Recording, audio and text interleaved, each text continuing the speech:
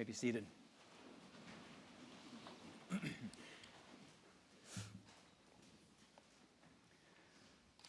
I'm not actually quite sure how Guide Me, O Thou Great Jehovah came to be sung at funerals in our family, but it did. We sang it at Grandma Springfield's service in the spring of 2000, and again, much more unexpectedly, about 6 weeks later at my Uncle Stuart's. On a cold January day 11 years ago, we buried my mother from the John Brown University Chapel in Siloam Springs.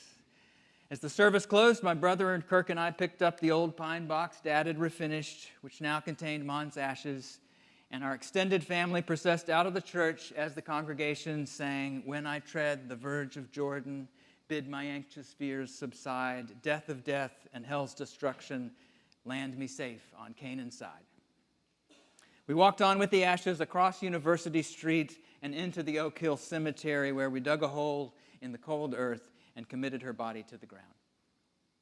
Almost exactly 10 years later, we opened the funeral service for my father with the very same hymn in the very same chapel, exactly as he wanted it.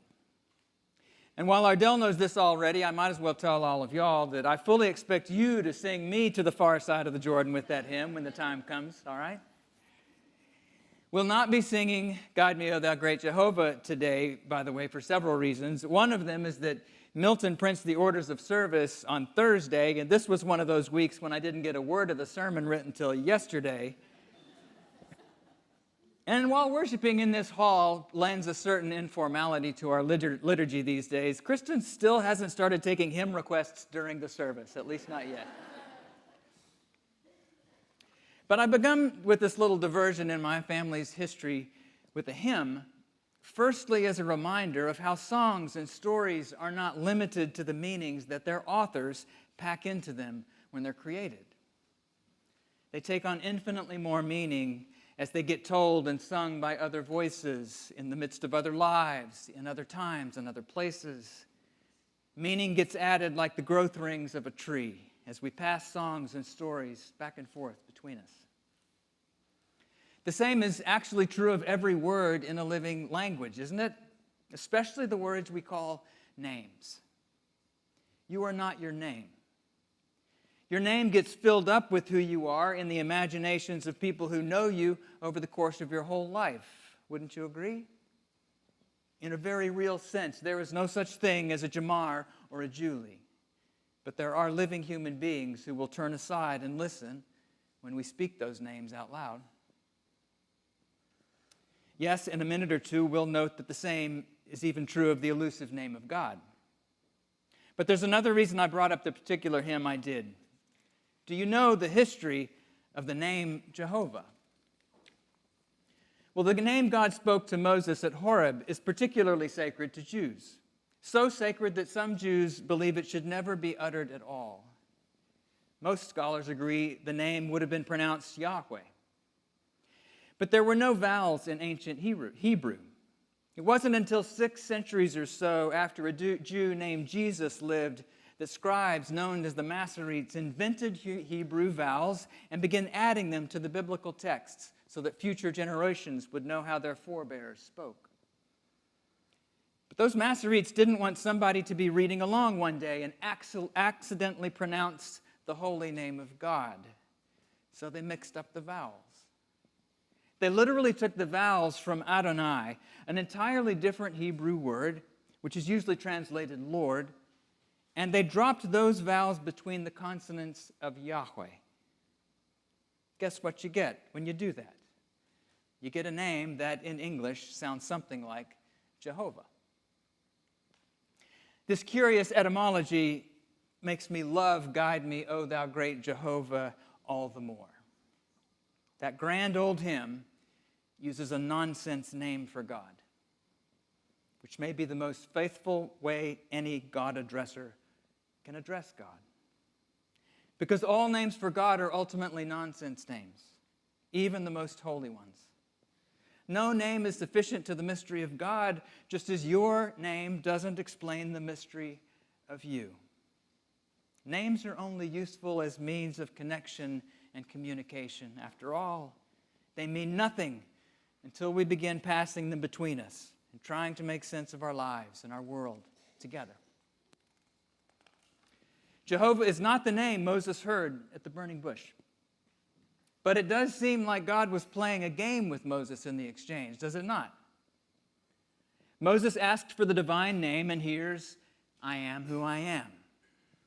Robert Alter says a better translation might be, I will be who I will be. Either way, this sounds like an ancient version of Laurel and Hardy's Who's on First routine, doesn't it? And maybe that's exactly what it was. Everybody's confused because we should always remember that the name of God is inadequate. Jews were wise enough to embed this confusion not only in that story, but in the letters on the pages of their sacred texts. Of course, if we get too legalistic about vocalizing the name of God, we can miss the wisdom of these warnings and slip into superstition. We might even come to believe in a God who makes arbitrary rules to sort out the obedient from the deviant, protecting the former and smiting the latter when they slip up and say the wrong thing. If this is how we think about the mystery of God's name, we might be further from the truth than we were before God had a name for us at all. Because our posture before such a God would be terror, not curiosity. Moses may well have feared God, but his fear did not send him away any more than his confusion did it? And this is where I think the genius and the power of the old story comes to the surface. Moses takes off his shoes, shields his eyes, and listens for the name of God. But when he hears the nonsense name, I will be who I will be, he doesn't throw up his hands and walk away since this God is an unknowable mystery. Quite the opposite. He leans in and listens all the more intently. For this story is the beginning of Moses' relationship with the great I Am, friends, not the end of it. Moses is drawn only more deeply into relationship with Yahweh as he realizes all that he doesn't yet comprehend of this beautiful and burning God's mysterious but merciful ways. This humble curiosity is what saved the Hebrew people from slavery quite literally in this story, isn't it? And I think it can save our lives too if we let it. If we let our lives be drawn toward the mystery of the God who has no adequate name, we might also let ourselves be drawn to the mystery of one another. Because your name is inadequate to who you are in the depths of yourself as well. As is the name of the person you think knows you best in this world, and your oldest and archest enemy as well. In fact, did you notice the sign that was given in the story? The sign that God is the one Moses encountered that day is not the burning bush or the voice within it. It's not even the inscrutable name of God. The sign that it was truly God who sent Moses to liberate God's people would be those very people, not scattered, but drawn together in worship. This shall be a sign for you that it is I who sent you, God says from the bush. When you've brought the people out of Egypt, you, all of you, shall worship God on this mountain. In what may be the most famous encounter with the divine in human history, Moses will get his confirmation it was real in his life with other people. For it is among that beautiful, fickle, chosen and beloved congregation that Moses will discover not only the one true God, but his own deepest gifts and his truest identity as he and they stumble off into the wilderness together toward their freedom. I'll leave you with an old story about the Rabbi Yehuda of Prague, who, one legend says, brought the clay figure of the golem to life by placing the name of God on a slip of paper under its tongue. Yehuda had a dream in which he died and was carried up to the great throne. There he met an angel and said, "Please, tell me if my name is written in the book among those who will have a share in the kingdom." The angel told the rabbi to wait as all the names of those who died that day were read from the book. The names he heard were strange to his ears, And as the angel read, the forms of souls would rise up into the glory that swirled above the throne. Thousands of names were read before the angel finished and closed the book. Rabbi Yehuda cried, "Please, there must be some mistake. My name was not among those you read." "Everyone's name is written in the book," said the angel. "Maybe some have only once in their lives been called by their right name. Here they must wait till they hear their names and to know them.